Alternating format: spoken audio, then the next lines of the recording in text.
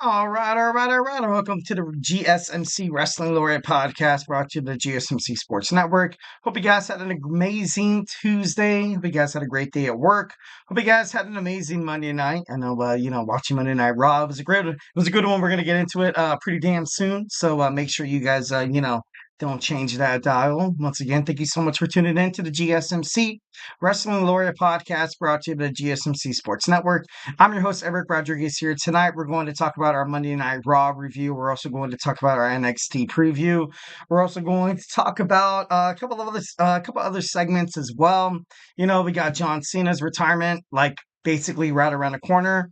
I was kind of playing with a lot of speculations that, hey, why not make him a heel? So we're gonna go through John Cena's, as if he took his retirement, as a heel. So we're gonna get into that. Also, we're gonna get into wrestlers in the past who have beef with The Rock. You recently saw The Rock, the final boss, return at WWE Bad Blood, which was ultimately it was crazy. It was a great, moment. It was amazing for wrestling fans. The wrestling fans definitely 1,010%. Including myself, the moment you saw, if you smell, and then all of a sudden it was like the light clicked on and everybody was so excited that they almost crapped their pants. Basically, that's exactly what a lot of people thought, once when The Rock returned, because it's not just The Rock returning, it's the obligations of the storyline in terms of the Bloodline Civil War heading to Survivor Series, WrestleMania 41 implications as well. Also, Roman Reigns and The Rock. We want to see these guys go head to head. Honestly, you probably want to see them go head to head more than The Rock and Cody Rhodes. So we're going to dig into that in our fifth and final segment, something we do every Tuesday in our fifth segment. You dive into my DeLorean. We gun it to 88 miles per hour. And we go back in time on this day of October 15th, back in time. We go back in time to talk about all the major news, all the major headlines, all the major moments that have happened in the world of professional wrestling. I can't wait to dig on into it. But before we get started, I want to remind you guys to go ahead and hit up that super chat, 1,010%. Make sure you guys, hit up the tips and donations link as well. If you have a hot take in terms of professional wrestling or a burning question or just something even basically dying to get off your chest, here at the GSMC Sports Network, we are all ears 1,010%. So don't be shy. Drop whatever you guys have to, drop whatever you feel. Tell me what you like. Tell me what you don't like. It doesn't necessarily have to be about the subject matter being presented on the show. 1,010%. You can just be like, you know what? I hated John Cena. Or guess what? I hate The Rock too. And guess what? I hate both of them. I'm just kidding. No, imagine that would be a pretty hot take. That'd be pretty awesome. So make sure you don't be shy and just go ahead and drop whatever the hell you want. Hell yeah. And if you really, really, really, really, really, really, really want to make sure your comment, question, or concern gets noticed on the show, why not use that super chat? It's that $ below the chat box. Just go ahead and hit it up. Whatever you put in there, it's going to be guaranteed to be featured on the show. It's a great way to support our channel as well. If you guys want to keep this awesome GSMC Wrestling Laureate podcast keeping you away. Also, we have all the other podcasts on the network that are, filled with, great content, passionate podcasters who care about one thing and one thing only, like you and me: sports, wrestling, sports, football, baseball, basketball, hockey. Here on the GSMC Sports Network, we have it all. We have it all. So don't you guys go absolutely anywhere and try to, because we have it here for you as well. So make sure to go ahead and hit up that super chat. We are absolutely super grateful for each and every one of you guys who joins us here on the GSMC Sports Network daily. So, first and foremost, thank you so much. Hit up those super chats, those super stickers, because you guys are super awesome. And together we will make sure this podcast is bigger, better, and stronger than ever. And once again, if the super chat is not your thing, go ahead and hit up the tips and donations link at the gsmcpodcast.net.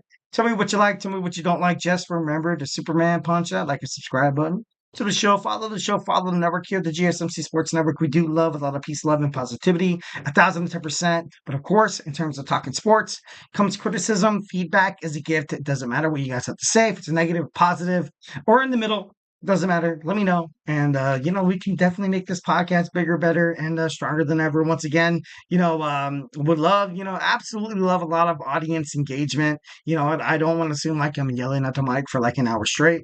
It's just like all Eric's hot takes, like all Eric's hot takes in terms of professional wrestling. Yeah, you know what? It's cool for me to ramble on and on and on and on and on for an hour, but it's more or less just, it's better just to talk to someone.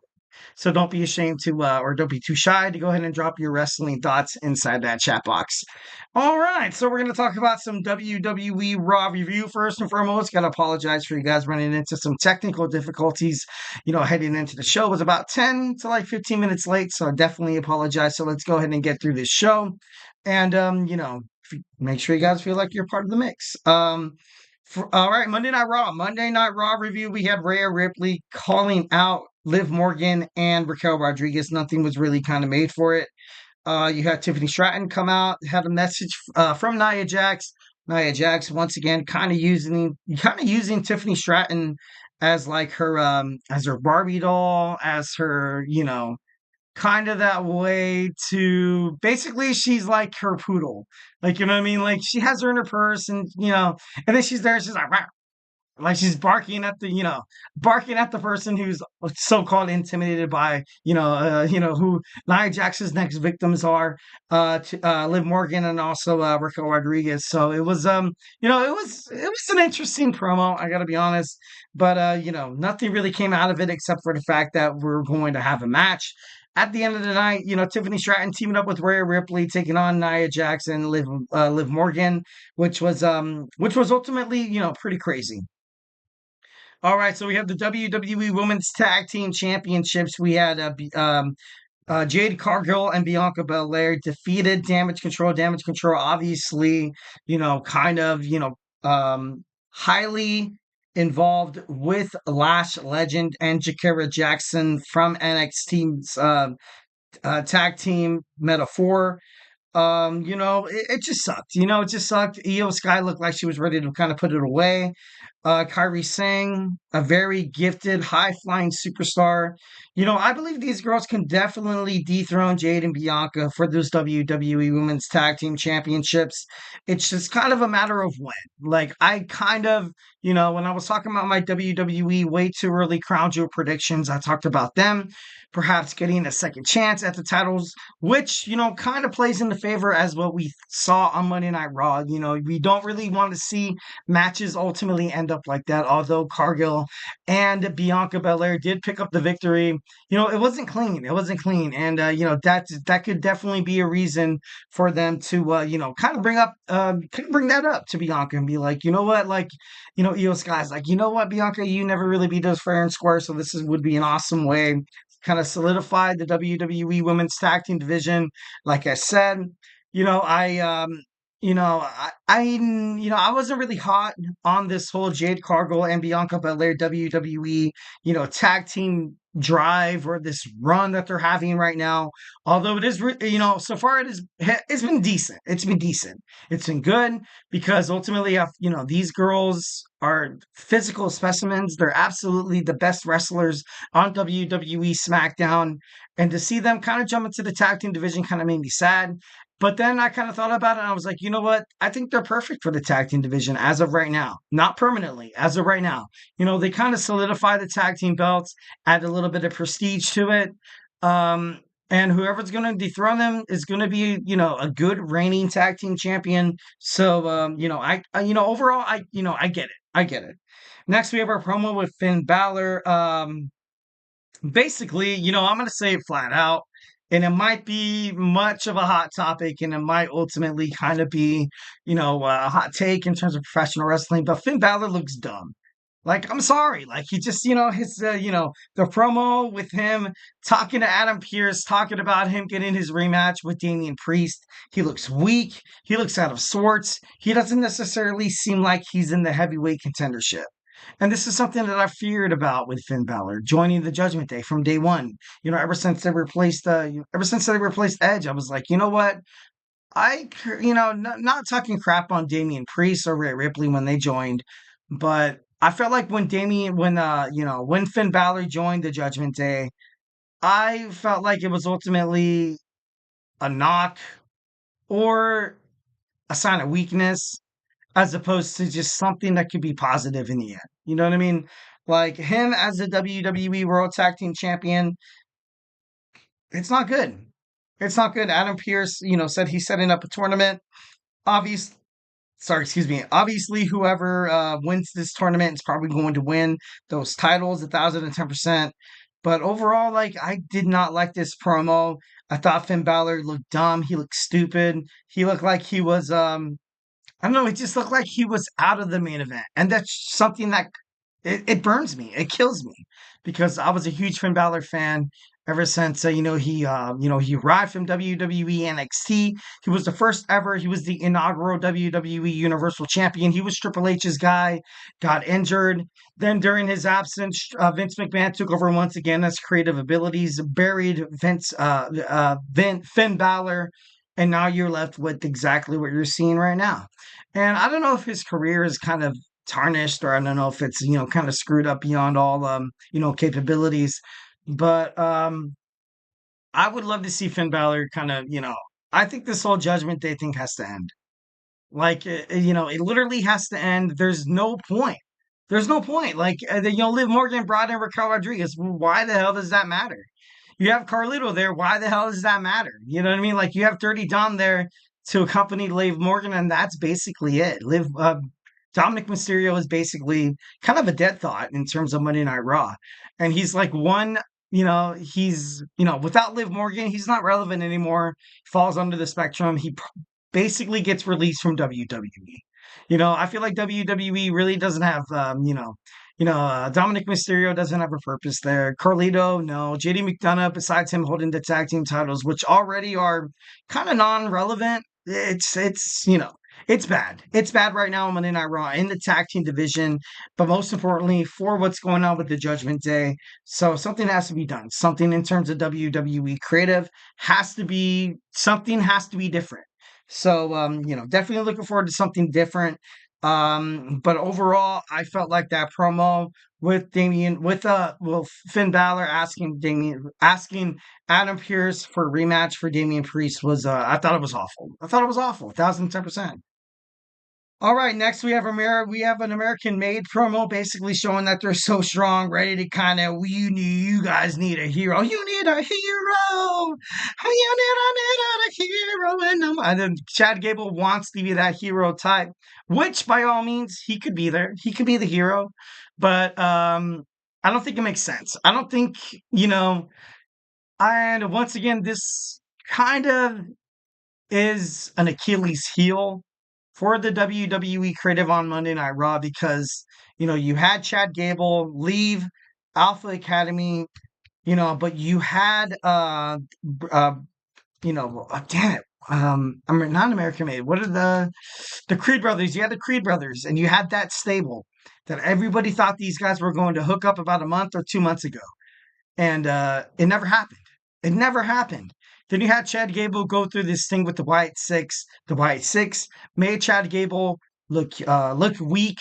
So, basically trying to build a foundation of a tag team off of dead grass, off of dead soil. It's like trying to grow a lemon tree or trying to grow an orange tree or just anything that grows in the roots and on dead soil. And it's not going to bloom into something beautiful or something that's fruitful or something that WWE could use in the future for nourishment in terms of the entertainment business. Overall, I felt like they kind of did Chad Gable a little dirty.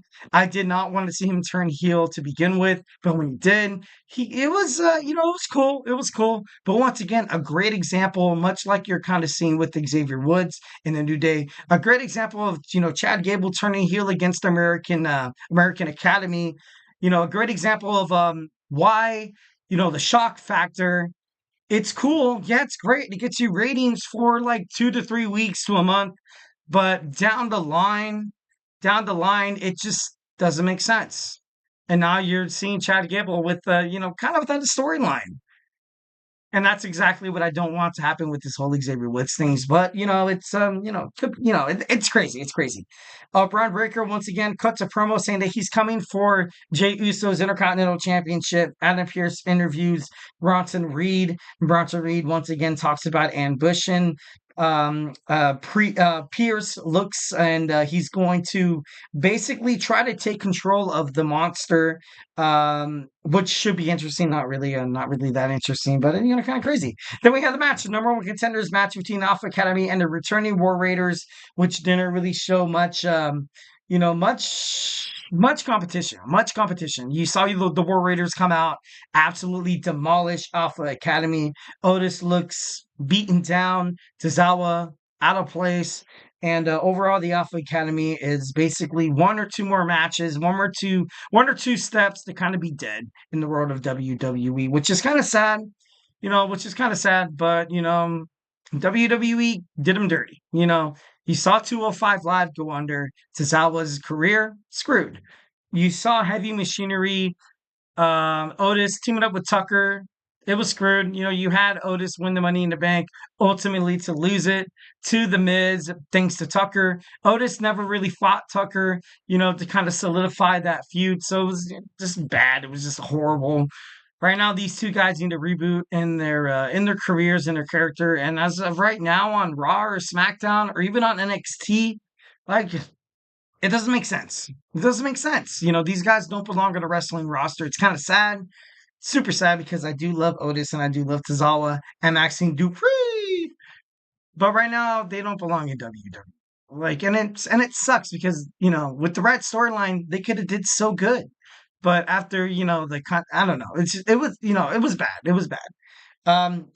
Next, we're going to talk about Seth Rollins. Seth Rollins talked to Adam Pearce saying that he was worried about how Seth Rollins is just constantly injured. And then Seth Rollins, once again, kind of flashback at Adam Pearce saying that injuries are part of the game in terms of professional wrestling. I need this fight. Seth is, overall, I feel like it was a good promo, basically telling Adam Pearce, the GM of Monday Night Raw, saying that if you want the best version of Seth Rollins, you're basically going to make this match because it's going to cause Seth Rollins to kind of be the teeth of the match, and it's going to cause him to be bigger, better, and stronger than ever. Cody Rhodes arrives.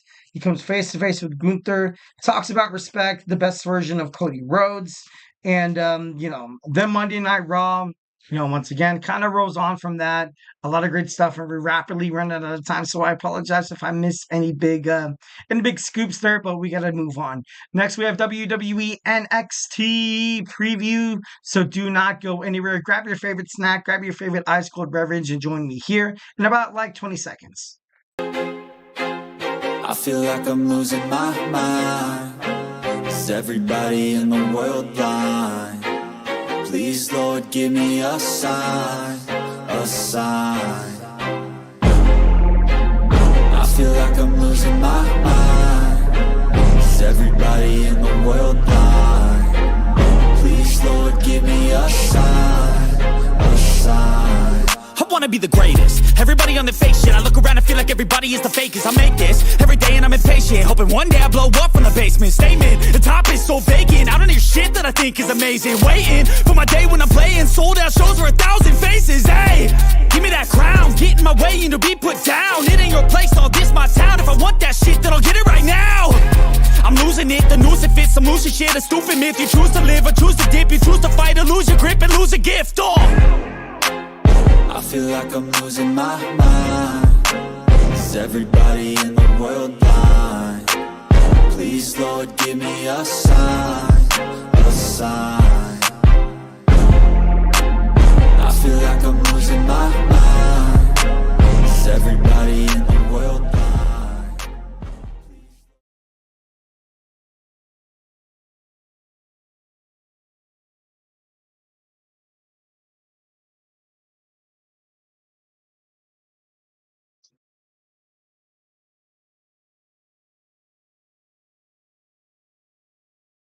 All right, we are back with the GSMC Wrestling Laureate podcast brought to you by the GSMC Sports Network. I'm your host, Eric Rodriguez, here every Monday through Friday at 8 p.m. Pacific Time, 11 p.m. Eastern Time.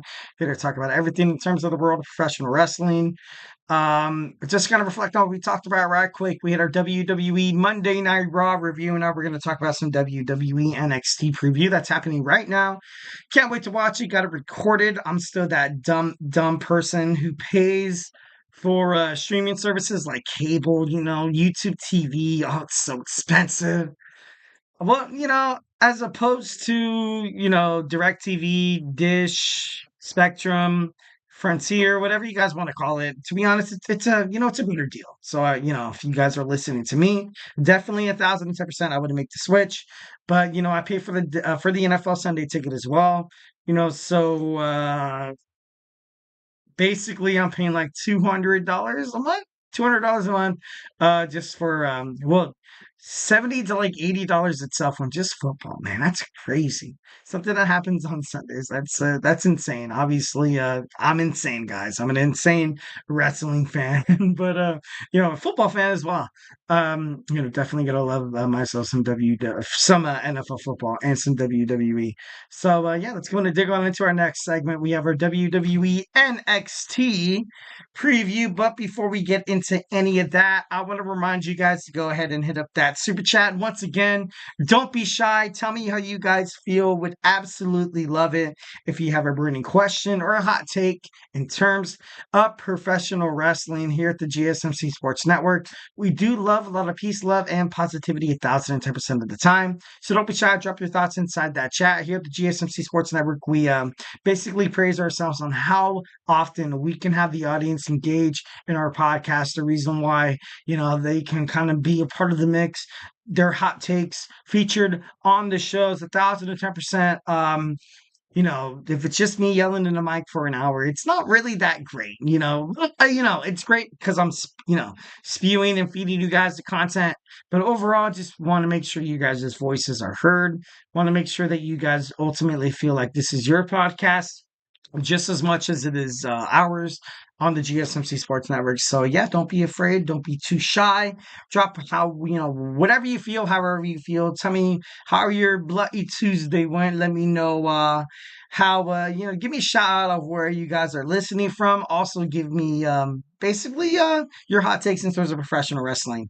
And if you really, really, really want to make sure your comment, question, or concern gets noticed on the show, why not use that super chat? It's that $sign below that chat box, and whatever you guys have to say is guaranteed to be featured on the show. Plus, it's a great way to support our channel here at the GSMC Sports Network. Those super chats keeps us alive, keeps bringing you guys even more awesome sports content that you guys love so much from multiple podcasts here on the Sports Network. So make sure you guys do that. We are absolutely super grateful for each and every one of you guys who joins us here daily on the GSMC Sports Network. Your support makes all the difference. So let's keep the conversation going. Let's keep that party going. Send in those super chats, those super stickers, because you guys are super awesome. And together we will make sure this podcast is bigger, better, and stronger than ever. Once again, if the super chat is not your thing, hit up the tips and donations link at the gsmcpodcast.net. Tell me how you feel. Tell me how tell me some hot takes in terms of the world of professional wrestling. Tell me what you like. Tell me what you don't like. Just remember to Superman punch that like a subscribe button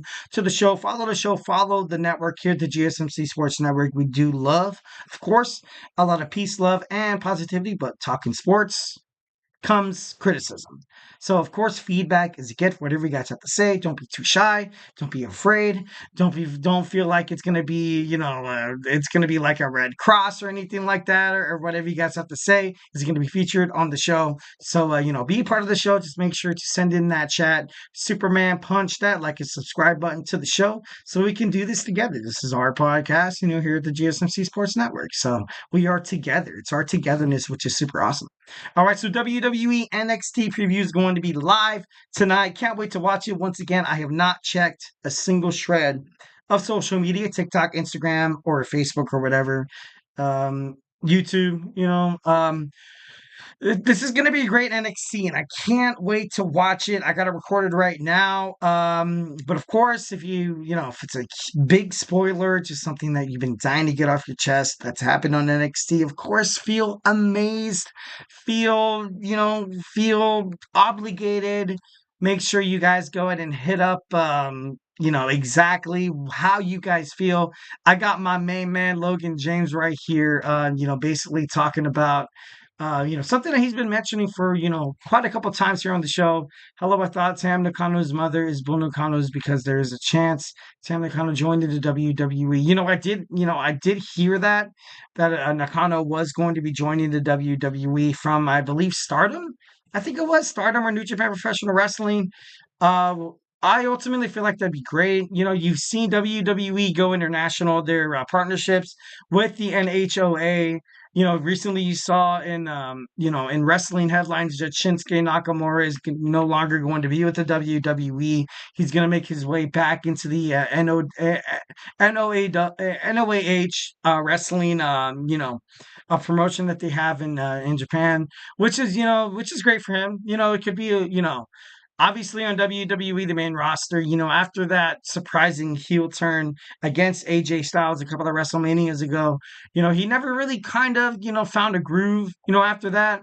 He had all this momentum of being something like a champion, someone better, coming up from NXT. And he was basically, kind of told no, by WWE creative. They're like, you know what? You have the fans on your side. You and AJ Styles had a great match. You guys have mutual respects, but we ultimately have to always have that heel versus a babyface, which in the world of wrestling nowadays, in the world of digital era, like back in the 80s and the 90s and early 2000s, it was normal. It was normal for wrestling promotions to kind of, it was that heel, it was that babyface, that heel, that babyface. You know what I mean? But nowadays, with social media, with people, posting on TikTok, Instagram, and Facebook, people like, for example, like Matt Cardona, Chelsea Green, Kevin Owens, and you have all these people kind of telling their side and their perspectives of their stories that it's not necessarily the narrative that the that the promotion like from WWE, even back in the day with WCW, even back in the day with the NWA and the Jim Crockett promotions, it wasn't, it's not like it was back in the day, like basically. So it's going to be a great way for, it's like the wrestlers kind of control their own narrative. Much like you're, posting on TikTok, much like you're posting on Instagram or Facebook. Like essentially now you are your own person. How much exposure you get throughout social media is absolutely crazy. 1,010%. You have become your own essential public relations executive. Like you only post pictures that you look great in. Like who's ever posted a picture of like I just woke up this morning, have makeup all over my face. Hey, no one does that. No one's gonna do that. Why would you do that? It makes you look bad. So in reality, like, and this connects to professional wrestling because the use of social media nowadays has been absolutely off the charts. And I feel like it's great. I feel like it's great because there's more or less not really that fine line between what makes a bad guy and a good guy in terms of professional wrestling. Now it's like the fans kind of have more power more now than ever in terms of who they're going to root for in WWE, which is great, which is 1,010%. I love it. I think it's great. I think it's great. All right, so jumping into this WWE NXT preview, obviously a little bit like going off a little bit of a tangent there. Halloween Havoc has come upon us. We have the Halloween Havoc wheel will return on WWE NXT. It's been speculated that it's going to happen tonight, but on that wheel we have matches such as a casket match, blindfold match, which would be stupid. Hopefully that one isn't being drawn. Buried Alive, TL, and not C, but Skulls. So TLC, TL and Skulls. Tables, ladders, and skulls. Tricker street fight. That should be pretty interesting. Chambers of horror, weapons wild, the boiler room brawl, and a couple other that absolutely seem like it's going to be great. Can't wait to see what's going to happen. We have a couple of matches down the line, but this one will not be decided by the Halloween Havoc's Wheels of Hell. We have a gentleman's duel between Oro Mensa of the Metaphor taking on Lexus King. Lexus King, after coming from AEW, he had a promising start, but he just seemed like he just seems like he has no direction. It just seems like he has no direction. Oro Mensa as well. Feels like he's kind of that mid card, not really the person to kind of win more matches than he should lose it. which makes you think that he's going to lose, but it's a gentleman's duel. No interference, absolutely nothing whatsoever. Despite the fact that Lexus King is like, his modus apparatus of basically of kind of being a scumbag, kind of finding different ways to win, even if it includes playing dirty. So if anything, this match kind of handicaps, King here. So it should be interesting to find out who's going to win. Next, Nikita Lyons takes on Lola Vice. Once again, if they're going to spin the wheel, it should be interesting. I hope they do. I hope they do. I hope that this match is going to be, let's just spin the wheel here. Weapons Wild. Weapons Wild would be pretty badass to kind of see Nikita Lyons, a returning NXT star, going up against Lola Vice. Riley Osborne taking on Rich Holland. This match needs to be a casket match. At the end of the day, you kind of need to, you need to put this Rich Holland and NXT's Chase you need to put it to bed. And imagine just like rolling Riley Osborne into the casket, which would be pretty badass. Tony D'Angelo celebrates his WWE NXT North American title shocking win against Oba Femi. Stephanie McCure's debut against Ren Sinclair should be interesting as well. Next, we're going to see a number one contenders match. Ethan Page going up against Wes Lee, going up against that boy be bouncy. Javon Evans coming off of a loss from Randy Orton, but ultimately getting his respect, a handshake, which I honestly don't really. Whoever faces Trick Williams next is probably going to lose. They're going to lose at Halloween Havoc. Having Trick Williams win on WWE NXT's debut on the CW just meant so damn much. It's going to mean that Trick Williams is going to be basically featured as the heavyweight champion, going to be the face of NXT for quite some time. I don't see this guy losing the title anytime soon. I would think months, like straight up months down the line before Trick Williams fights someone who has a snowball's chance of dethroning him, winning that WWE NXT World Heavyweight Championship. So, I honestly, I love Ethan Page. I thought his time as NXT World Heavyweight Champion, as opposed to a lot of, wrestling media basically saying that his time as the champion was basically, a forethought, basically is something that you can kind of look over, basically calling it a waste. I don't think it was a waste. I think it was a great way to kind of get people highly involved to kind of, that's the teeth, that's the meat of professional wrestling, playing that heel role. Like I kind of often compared Ethan Page to being like a villain in terms of like a Marvel DC movie where he comes in with the glasses and, he's finally set up, like he has a suit, kind of like where a lot of people like hope that Cody Rhodes will eventually turn heel. That counterpart is Ethan Page. That's exactly, which wasn't bad at all. But the fact that Ethan Page, that the moment he came from AEW to WWE, he got a title shot and he was able to win. He was able to win. He was able to kick ass at NXT's, not War Games. Damn it. It was Heat Wave. I think he won in that Fatal 4-Way match. So, I feel like the WWE NXT Championship is, not necessarily. I don't think it's going to be up for grabs for quite some time. Javon Evans still has a lot to learn, much like you kind of saw with that Randy Orton match.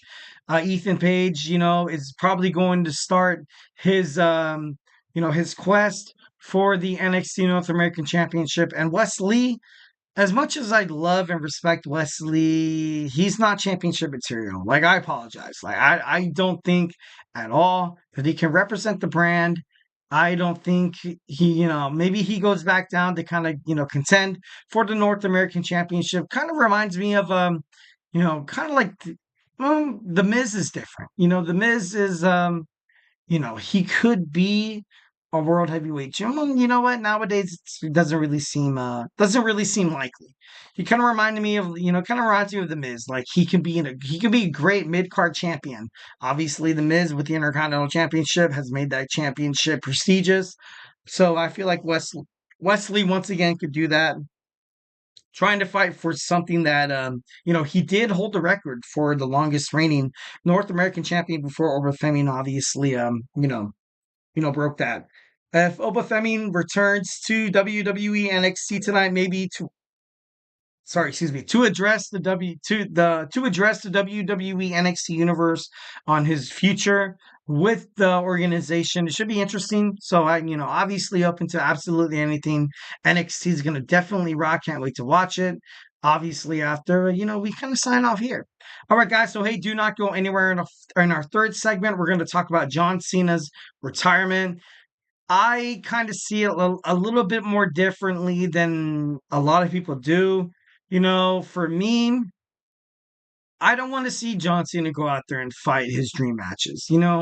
Like although that would be cool, and although that would be something else, but how then like every single match he loses or wins, like it's just a handshake, and it's not really doesn't really have anything to do with the storyline. And if you're WWE Netflix, if they basically traded John Cena for the Bloodline Civil War storyline with Roman Reigns and The Rock because they refused to go on Netflix because they were going to basically, after WrestleMania 41, they were like, you know what, yeah, we'll do it. Which Netflix were totally unaware of, which they kind of boned them there. But they basically traded that for John Cena, meaning that John Cena is going to have a full-time career return. So we're going to talk about that when we return. So, hey, do not go anywhere. Looking for your daily fix of sports talk without having to pay for it? GSMC Sports Network is available on YouTube. Just search GSMC Sports Network. Get your fix of daily sports talk shows on YouTube, absolutely free. NFL, college football, NBA, MLB, MMA, UFC, fantasy football, and so much more. GSMC Sports Network has shows running all day long, with new sports shows starting every 2 hours. Just like on your favorite cable sports channel, except GSMC Sports Network is absolutely free. Just search GSMC Sports Network on YouTube to catch one of your new favorite shows, like the GSMC College Football Podcast, Chip Shot Football Podcast, Hoops and Heels Women's Sports Podcast, GSMC Basketball Podcast, and so many more. Check it out for yourself. GSMC Sports Network, now available on YouTube absolutely free. Search GSMC Sports Network on YouTube right now.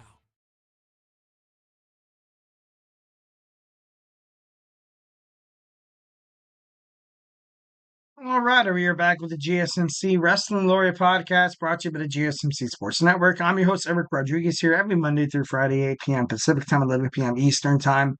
Here to talk about everything in terms of the world of professional wrestling, all the action inside and out, all the backstage curtain drama, all the superstar news, updates, inactive statuses, injury updates as well, contract negotiations, extensions, and new signings. We talk about promotions from WWE to AEW, TNA to Ring of Honor, to New Japan Professional Wrestling to Stardom, to the National Wrestling Alliance to Game Changing Wrestling.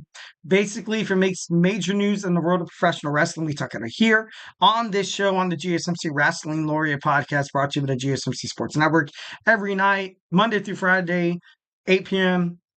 Pacific Time, 11 p.m. Eastern Time. So without further ado, we're going to talk about John Cena's retirement heel turn. Once again, make sure you guys hit up those super chats because you guys are super awesome. But without further ado, and we are rapidly running out of time, I apologize if the segment seemed a little bit short, but, I'm running on the time schedule here, guys. So, hope you guys like it. All right, much like, a lot of people still have speculations that John Cena is going to finish out his career facing out, a lot of competitors that basically is like his dream opponents. Like basically AEW's Wrestle Dream is going to be throughout his career. He's going to retire at WrestleMania 41 in Las Vegas, Nevada. That's I feel like that's gonna be the end game. That's gonna be the end game for John Cena. And I hate it. I hate it. I don't want to see that. I don't want to see John Cena just like shake everybody's hand at every match. I don't like, and if you're John Cena, I wouldn't want that as well. Like, do you really want to come back to the wrestling industry and basically be pitied? Basically, like have wrestlers like, although they are younger and talented, probably more over, basically, you know, a referendum or basically like a karma slap to the face from all the talent that maybe or may not that John Cena back in the day could have buried. Basically kind of getting their shot. You saw him at WrestleMania 39 lose against Solo Sikoa. Which was bad. Which was bad. I don't want to see more of that. I don't. I don't want to see John Cena go against people that he wants to put over or that WWE is planning to move over. Like for John Cena, forever in the world of professional wrestling be a babyface. He's the face of WWE, honestly. And he's done it very, very well. 1,010%. This guy has the most wishes granted in the Make-A-Wish Foundation, over 250, more than anybody else. So he's represented the company very, very well. He wasn't like, with the whole Disney thing with Miley Cyrus and Hannah Montana or like any, I'm just kidding. No, don't want to bring that up. Don't want to get into that. But overall, like he represented the company very, very well. So he kind of deserves a coming back party that honestly, he's going to come together with Triple H. They're going to sit down. They're going to talk. They're going to come up with something that fits, something that John Cena ultimately wants to prepare for his, for his ending. Ultimately, I feel like he will be in creative control of his destiny heading toward his retirement. But I don't know. It's crazy, and the fact that in terms of being a part-time wrestler, like, dude, I get it. If you're facing all the people that you wanted to face, all the dream matches, like Seth Rollins, like Roman Reigns, like maybe Braun Breaker down the line, maybe, Goldberg, Brock Lesnar, whoever the hell you want to face. Like, I get it. If you're a part-time wrestler, but he's signing up to be a full-time wrestler. That means he needs to have a storyline. He needs 1,010% to be a storyline. As a babyface, he will basically be he'll be essentially like we were talking before to kind of put superstars over on WWE, like he's always had. In WWE right now, like on Raw and SmackDown. On Raw, you have Gunther, who's a heel, but not really a heel because he's kind of he's out there to kind of basically be himself. On SmackDown, you have really only Solo Sikoa and The Rock, who's not guaranteed to be featured weekly shows like SmackDown, like John Cena is going to be when he comes back. So they're going to need a heel surprise. They're going to need something that comes as a shock. And I feel like that fire that John Cena had when he was a heel as the Doctor of Thugonomics, I want to see that come back. I want to see that fire come back. Like I said, I don't want to see him go out and have, shaking everyone's hands after every single match. It's annoying. I don't want to see that. He needs to have storylines. Does he have potential storylines? I think he does. I think he does 1,010%.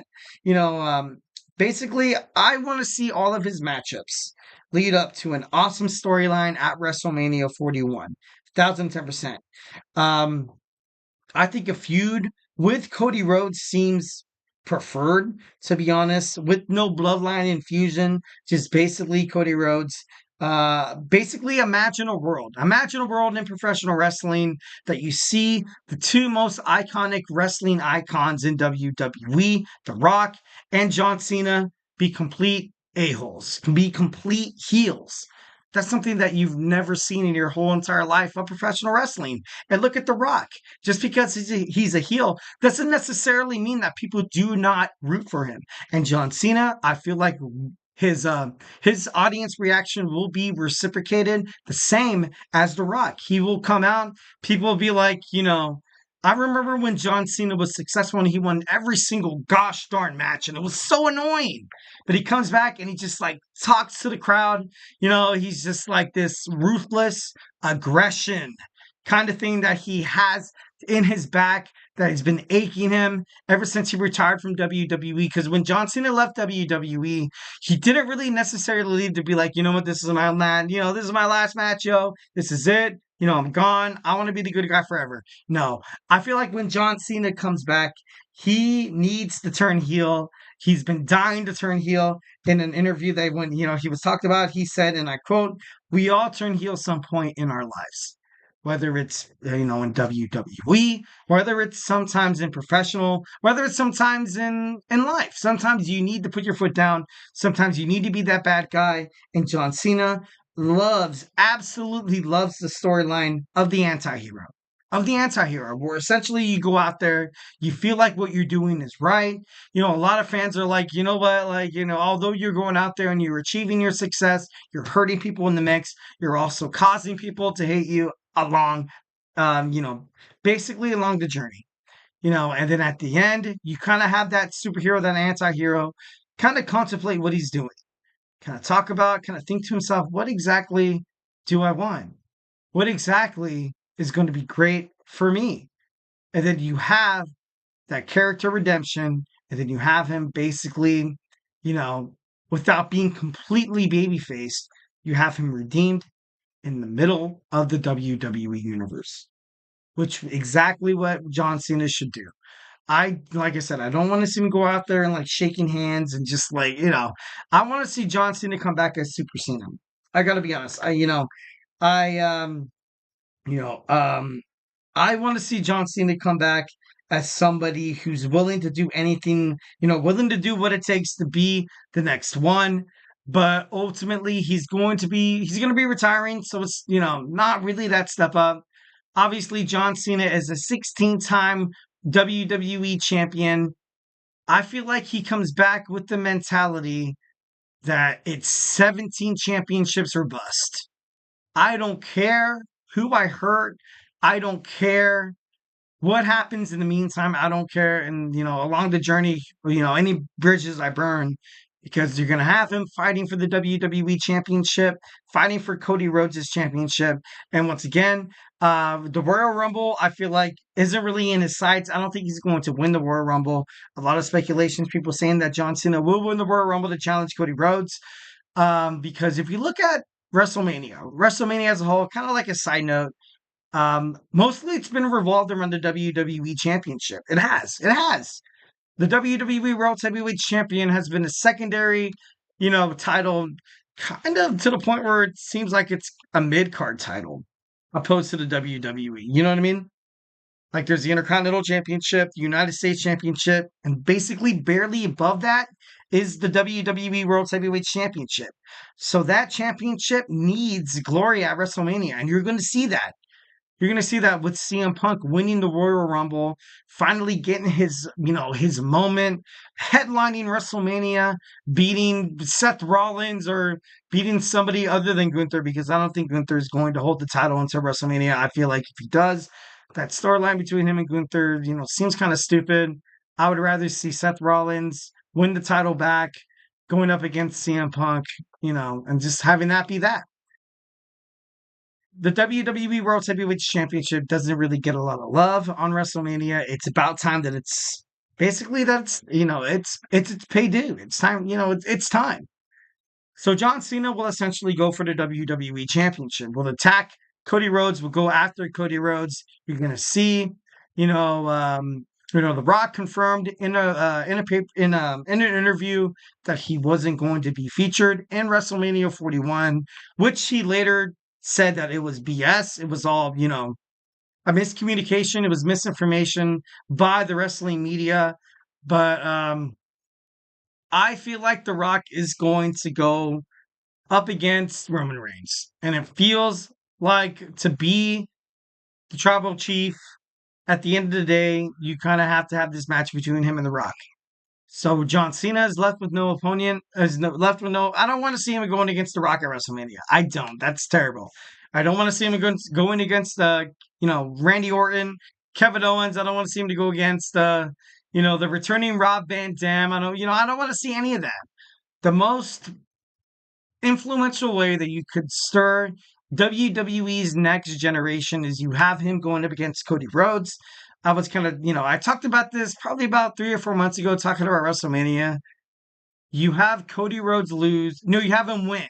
He beats John Cena. John Cena handshakes him at the end of the match. Basically says, guess what? This this WWE is now yours. It's yours. You beat the best. John Cena is, without a doubt, the best WWE superstar of all time. I don't care if you're high on, Hulk Hogan or Andre the Giant or Macho Man Randy Savage, Bruno San Martino, or, I don't care about that. John Cena is the best WWE superstar of all time. That's just facts. And obviously, might get a lot of scrutiny from it. But like I said before, with its public perception, with the way he represented WWE and the way he got fans like crazy.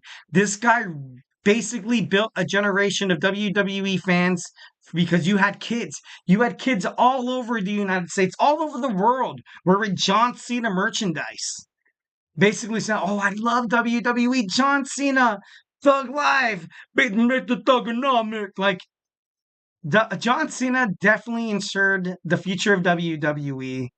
And for me, 16-time champion, like I get it, Shawn Michaels, Stone Cold Steve Austin, they did serve. I'm not saying that they did not. I'm not trying to say that they did not. John Cena, Stone Cold, Steve Austin, Triple H, Bruno San Martino, Andre the Giant, Randy Savage, Ric Flair in the NWA. We were talking about WCW here with the NWO. All those people don't mean crap opposed to John Cena. John Cena is the best wrestler in the world of professional wrestling. Got to be honest. And that's just true. That's just true 1,010%. So, John Cena, Godspeed, man. Hope you have a great retirement by all means. Hopefully, like I said, he comes back as a giant heel. Of course, once again, kind of, throwing a lot of, conspiracy theories out there, being like, okay, he comes back as the Doctor of Thugonomics. I think 1,010% that'd be great. I don't want to see him go, oh, God. Obviously, I'm very passionate about this. John Cena, basically, during my tenure as a WWE fan, was basically like the king of it. Basically was the king where he would win every single match. He was cutting good promos. He's amazing on the mic. In my opinion, better than The Rock. Way, way better than The Rock, which we're going to talk about right now. We talked about John Cena's retirement as a heel. Now we're going to talk about some wrestlers in the world of professional wrestling who once disliked or beefed with The Rock. So grab your favorite snack, grab your favorite ice cold beverage, and we're going to talk about it here on the show. So do not go anywhere.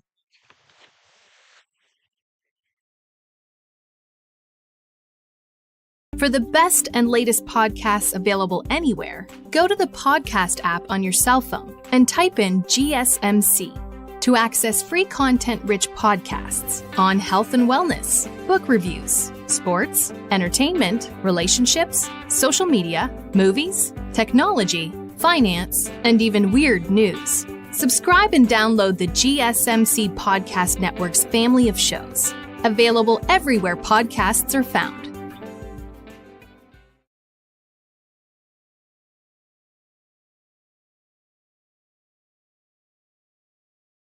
All right, and we are back with the GSMC Wrestling Laureate podcast brought to you by the GSMC Sports Network. I'm your host, Eric Rodriguez here. All the action inside and outside of the ring, backstage curtain drama.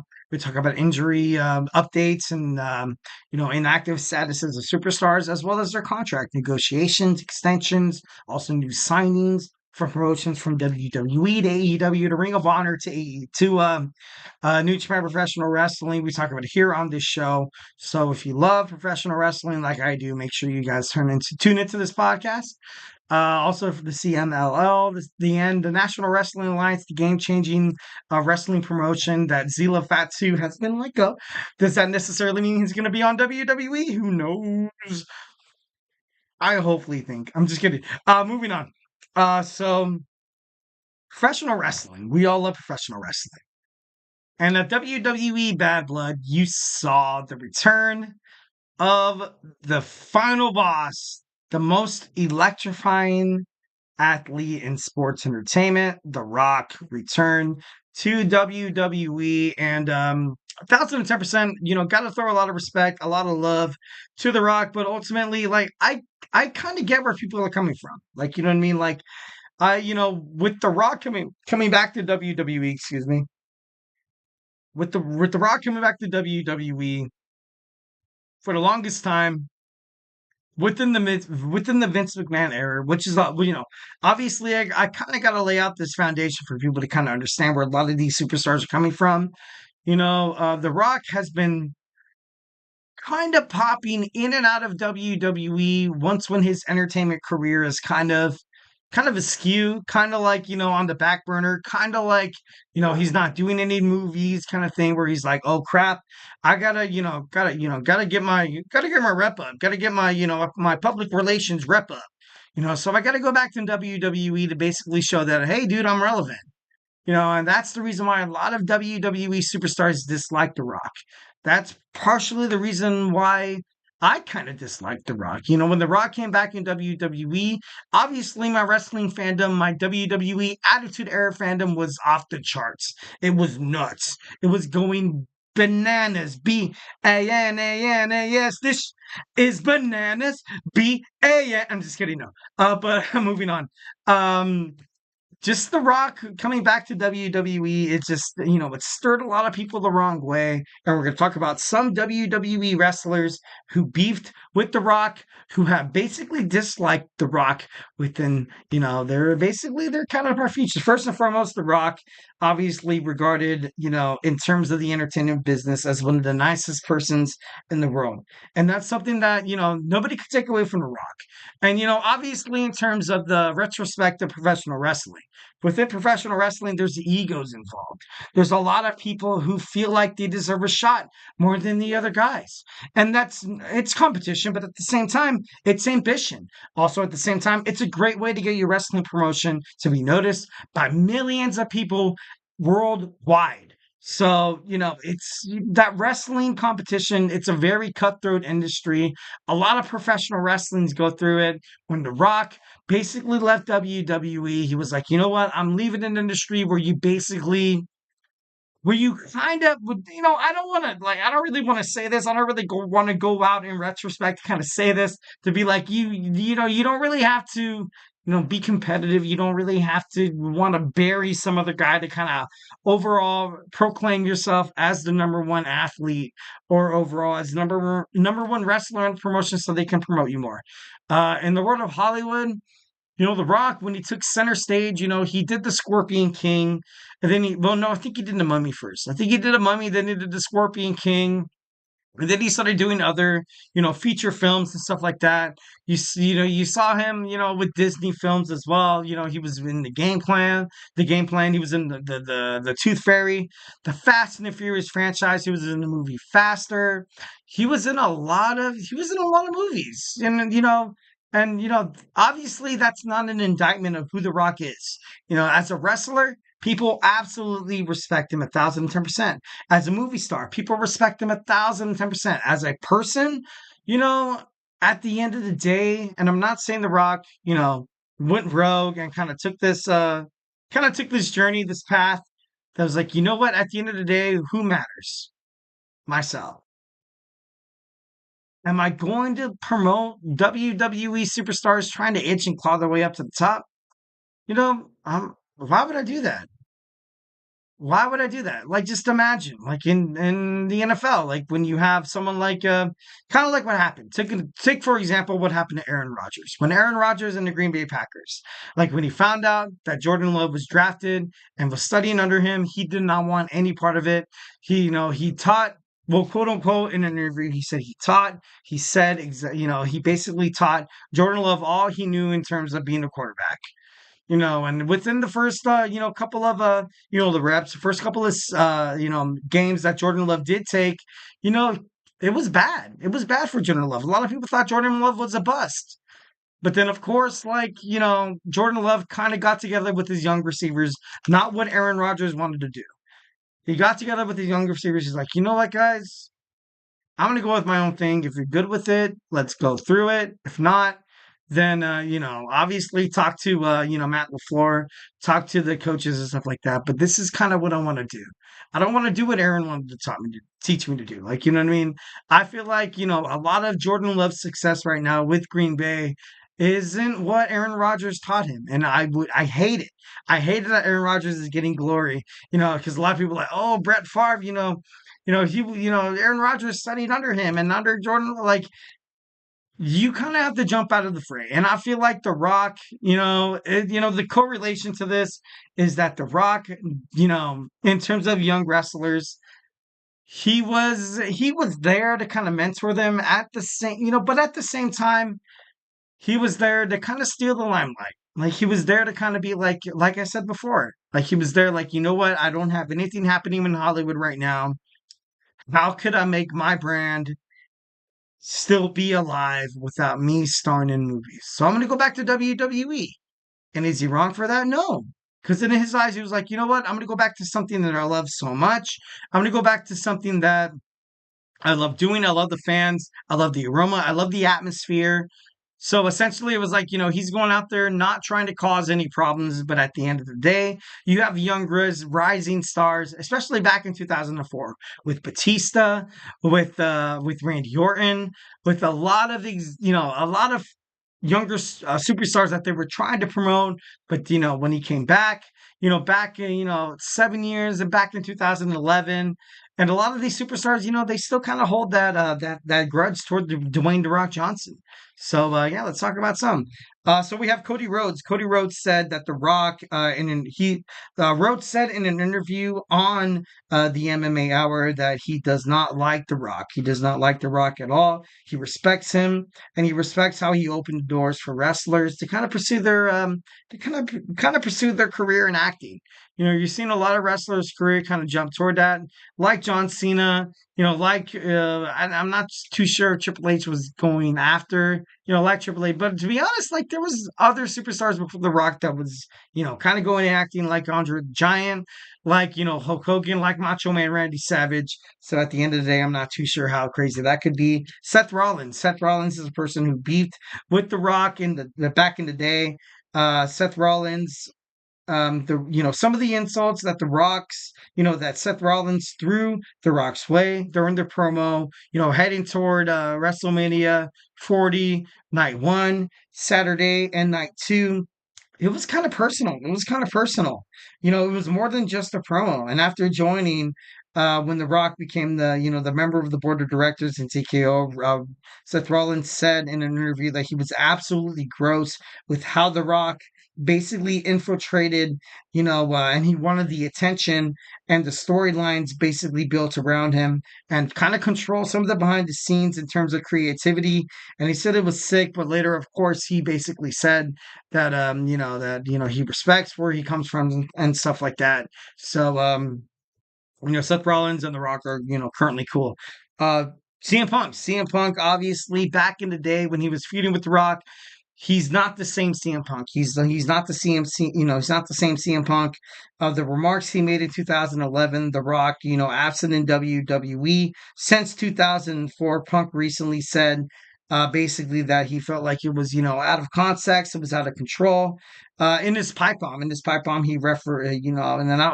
watched that. He referenced in the pipe bomb promo that The Rock basically is, that he's a historian, that he's basically, in terms of WWE, whenever he comes back, that, WWE gives him whatever he wants. He called him, I think in the promo, he was like, when Dwayne comes through, when Dwayne, when he comes back to WWE. And at the time, CM Punk was the best wrestler on the roster, but Vince McMahon or whoever, it doesn't really matter in WWE, they're in love with this whole concept of Triple H. This whole concept of John Cena and The Rock. To CM Punk was basically an outsider trying to fight in, the only one to kind of backmouth a lot of what WWE, because back in the day, a lot of creative officers in WWE, like Bruce Pritchard, like Mark Briscoe, like oh my God, who was the other? Not Mark Briscoe. Sorry, Jared Briscoe. Don't do my man Mark Briscoe wrong like that. Pat Patterson. You had a lot of people backstage that were yes men, that were that they were yes men in WWE. They saw what Vince was doing. They're like, oh, that's cool, dude. Yeah, dude, go with that, dude. Yeah. Oh my God, that's such a great idea. How about we talk about some salary claims? Like, maybe spending that money. I'm just kidding. No, but overall, like, CM Punk was probably like, he was guilty by association. Like, he wanted something better for WWE creative that they did not want to deliver. And that's the reason why WWE fans, when CM Punk retired, were kind of lost. There's a reason why fans were chanting his name throughout every single promotion in WWE. It's not because he was just like the greatest wrestler on earth. That's not, obviously that was a given though. But at the same time, it was like, you know what? There's an obligation that a wrestler has to do. There's an obligation that somebody can't just walk off the roster and be like, you know what? You know what's wrong with WWE? Every single time somebody leaves, they can't leave with their name. They can't leave with their credibility. They have to leave with a different name. CM Punk was like, you know what? I'm keeping my name. I'm doing exactly what I feel like I have to do. And WWE has buried more stars in the making just to make Dwayne seem strong. CM Punk said in an interview that Vince McMahon came to him straight up and told him in his match with Roman Reigns that he was like, you know what, Punk, we want to make Roman look strong. So make sure you make Roman look stronger, man. And CM Punk was like, what? What do you mean? What do you, why are you doing this to WWE talent? So I don't know. For CM Punk, obviously, he dropped his beef with The Rock. Obviously, kind of crazy stuff heading to then, but obviously he referenced and in the pipe bomb promo, and we're rapidly running out of time. Dang it! The Rock, basically, he ended the historic WWE title run in 2013 for CM Punk. So, all right. Next, we have John Cena in 2008 in an interview with The Sun. John Cena was absolutely frustrated with The Rock, talking about. In terms of in professional wrestling, he never showed up. The Rock obviously coming back angry. He called Cena out, you know, basically for him calling him out. And it was crazy. John Cena called out The Rock for writing most of his promo lines on his wrist. And, John Cena's point of view obviously changed once when he left for Hollywood himself, because essentially he was upset that, everybody still loved, everybody still, they were so hot about The Rock, especially once when you had a lot of these superstars eating up of exactly what The Rock was trying to do. The Rock promising to come back to WWE never really did. So, he was frustrated. He was frustrated. All right, so next we have The Rock and Randy Orton. In The Rock's final match, he was against Evolution with his Rock and Sock connection buddy. Basically, later on down the line, 70 years down the line to be exact, The Rock basically was tarnishing the relationships, the reputations, and also the potential storylines of rising stars. They didn't like him. They did not like The Rock when he came back because basically you were sharing TV time, which is, 1,010% of how superstars should be. Orton claimed that The Rock used both writers and teleprompters in the arena to do anything to make him look great. He basically he claimed that The Rock turned his back in terms of the wrestling business. Once again, like I was talking about, lying to the fans, saying that he will never ever leave WWE again. Vince was upset with Randy Orton, told him to basically voice his frustrations, and The Rock called Vince. The Rock called Vince for John Laurinaitis pulled Randy Orton aside, basically saying that, hey, dude, what are you doing? You can't do this. So, The Rock and Vince McMahon have some sort of messed up, have some sort of storyline together. Well, have some sort of mutual respect. That'd be like, you know what? When I come back to WWE, I want to look great. So it's like one of those things. Like, you know what? You don't touch it. You don't think about it. Definitely don't think about touching it, and you definitely don't think about thinking about touching. I'm just kidding. No, but overall, The Rock has definitely been poster boy of WWE.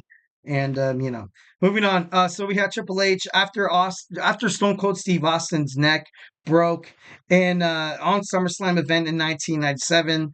Triple H right out of D-Generation X and the Rock out of the Nation of Domination, who would who will be the face? Kind of like a face off. Who will be the face of WWE? So not really necessarily saying that these guys hated each other, but these guys were basically like when you're trying to fight for a promotion inside of a job.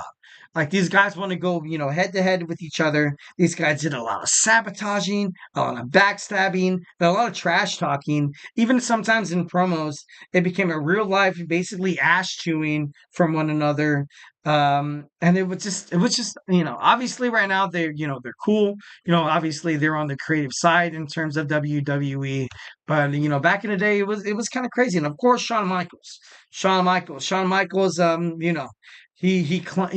The Rock claimed that Shawn Michaels disrespected his mom in an event in Hawaii back in 1997. The Rock carried that hate for years, and basically, and Shawn Michaels preferred to push a Triple H instead. In 1999, The Rock claimed that Shawn Michaels, kicked him too hard. Michaels responded that The Rock wasn't cut for professional wrestling, which led to an incident backstage where The Rock and Shawn Michaels got into it, where the two had to be broken up.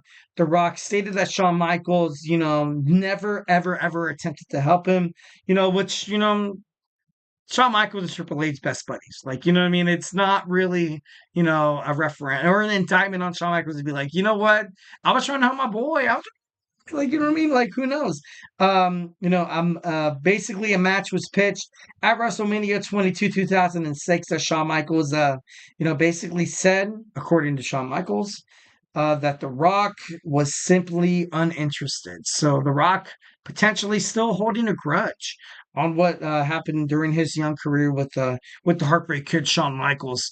But I don't know. It's absolutely crazy. Of course I feel like right now they kind of, they carried their beef, they squashed it, which is, exactly what professional wrestling, you have Shawn Michaels and, The Rock, Triple H, The Undertaker, Kane, Mankind. You have a lot of these superstars that have a lot of, that have a lot of passion and stuff like that. It's necessarily, it's a job. It's a job. So you have to necessarily fight for that promotion, be the face of the world wrestling industry. And that's something that Shawn Michaels obviously maybe feeling a little threatened for himself as well. Also, once when, Shawn, with his counterpart Triple H of D Generation X. So, definitely, kind of cool, kind of crazy. But yeah. All right, guys. So thank you so much for tuning in to the GSMC Wrestling Laureate podcast brought to you by the GSMC Sports Network. I severely, deeply apologize for not getting to my Tuesdays today in wrestling history, but I promise we can, remake that. We can remake that up later. It seems like whenever I have this podcast, I go over the line. I go over time restraints and stuff like that. So, thank you so much for tuning into the GSMC Sports Network, brought to you by GSMC Wrestling North Podcast. Sorry. Thank you so much. Got to say goodbye to you guys. I got my boy Amron's GSMC Soccer Podcast. If you're a fan of soccer, make sure you stay tuned. If you want to get into soccer, make sure you tune into this hot soccer podcast, one of the best in sports entertainment industry right now. My boy Amron is about to give you all the know-how and how to watch the games, how to basically, go about a lot of these, surprising losses happening with the, with a lot of the leagues going on with soccer. For me, MLS.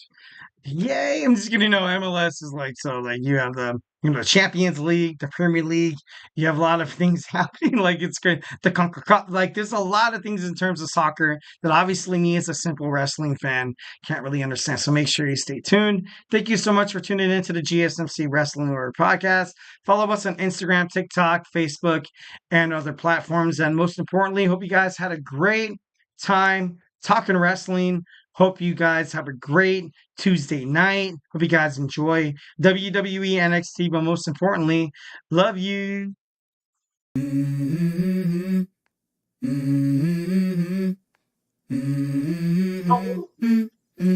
Let's go.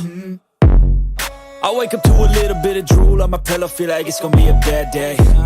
Yeah, I'm tired of shit, and the coffee ain't